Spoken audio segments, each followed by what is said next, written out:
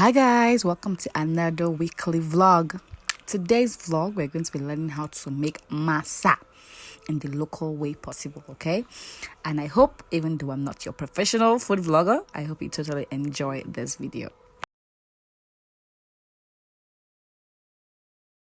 Hello guys, welcome back to the channel. On this channel we film about faith, wellness, self-development and lifestyle. So today this one is for your wellness. As much as you feed your spirit, you should feed your body also, okay? So today we're making masa in the local way. So this is the rice we use for masa. We're just washing it, and after washing the rice, just go to any of your local store, ask them for masa rice.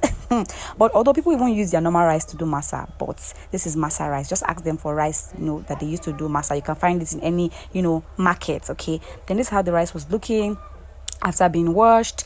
Then we actually took some from the rice to actually parboil. So this is what, after we parboil a little, just to add, okay? I'm telling this the local way. I was just watching and I was learning, so I said let me come and show my people, because I am so concerned about you guys. You know how it is, okay? So this was done in school. Is the local way. This is how you see the masa you buy on the road. This is the local way, because I know these days people add yogurt, add milk, add a lot of shiriri into their own masa, but this is the very, very local way. So don't expect anything, extraordinary. This is as local can be, okay? So yeah, this is the parboiled rice. After parboiling the rice and allowing it to cool, I didn't really film that. Then this is just them pouring the cool rice into the normal rice. That's the one that has not been cooked, the one that was washed and kept, as you saw previously. Yes, they're just adding the cooked rice to the whole masa in the bucket, okay? I think it just adds, a lot of things to it, okay? Yeah. So as you can see, after that, just adjusting the rice to make sure everything looks open, everything is ready, okay? Next, they had to carry the whole masa thing to where they are going to grind it. In the north, we call it nika, okay? I'm still getting to learn how to speak, but they are going to grind the masa. So these are just the ladies taking it for, for grinding, okay? Yeah, basically, okay? Finally, they arrived at where they were going to grind the masa, okay? So I'm going to allow you guys, kind of enjoy the whole maybe grinding process for a while. So this is just when they arrived at the place for grinding. Such hardworking ladies. Okay, disclaimer, I actually did not film this video, but because I couldn't really follow them at this point. But yeah, this is what it looked like. So they're prepping to actually grind it. So let me allow you guys to enjoy the whole grinding. So I know some of you belong, you actually took your things out because blender is in town and a lot of people don't even do grinding outside. So let me bring you the feeling of those days when you used to go and grind outside. So yeah, it is what it is.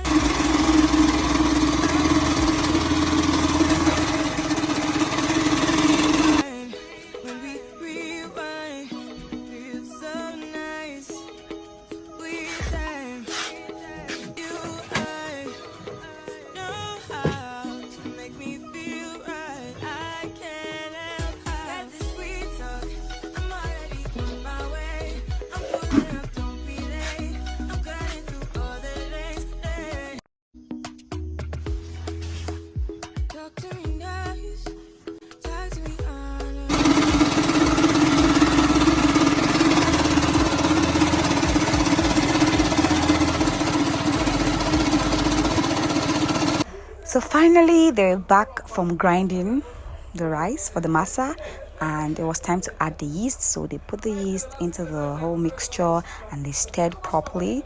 And then after stirring, this was kept under the sun so that it could rise, so that it could, so that it could be lifted up. Okay, that was just it. So next slide, you're gonna be seeing when they'll be frying and frying. So just pouring the yeast, enough yeast adequate for this mixture, because this was a lot. This is a community masa for a lot of people. So just put yeast. I don't know if some of you put yeast in your masa, but this is the local way, as I said, of doing masa here in the north, okay, basically. So after stirring and stirring over and over again, this was kept under the sun for a while. Yeah, just take a look at how creamy this is looking. Just take a look. Oh well, enjoy the view. So while that was kept under the sun to rise and be uplifted, the vegetables were being prepped for the masa sauce. Okay, yeah, there's masa sauce. There's also called masa sauce. You know, they call or they call it me and masa, like the soup they used to eat masa. Yes, so these are just basic vegetables, just your normal grain that is sliced here. Here is some onions and some pepper and tomato that have been grated. So basically I'm just going to take you guys along the process of making it. Okay, the sauce for the masa. So this is palm oil that is in the fire. So after placing your palm oil on the fire, you then place your onion and then you add your tomato and pepper that have been sliced. Okay, literally, as you can see on the fire.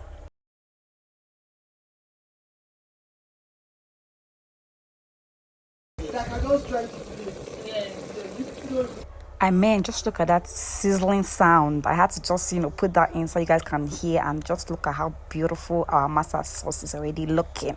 So sorry I couldn't show you guys the place where the granite was added. Yes, your blended granite, was added to this before adding the vegetables. Okay, we added the granite and then vegetables. I'm sorry I didn't get that in camera. Okay.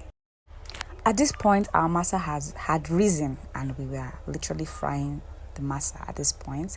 And I just want to use this opportunity to say shout out to each and every one of you that come here and do voiceover for us. Like, you come here and you show us how to cook different meals and you are just doing voiceover.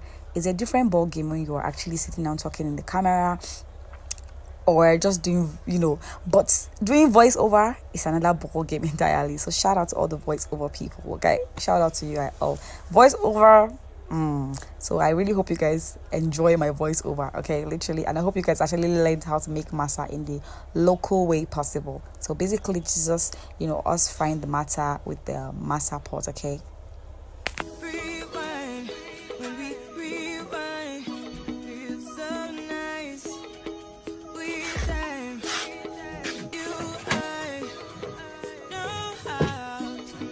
Guys, please.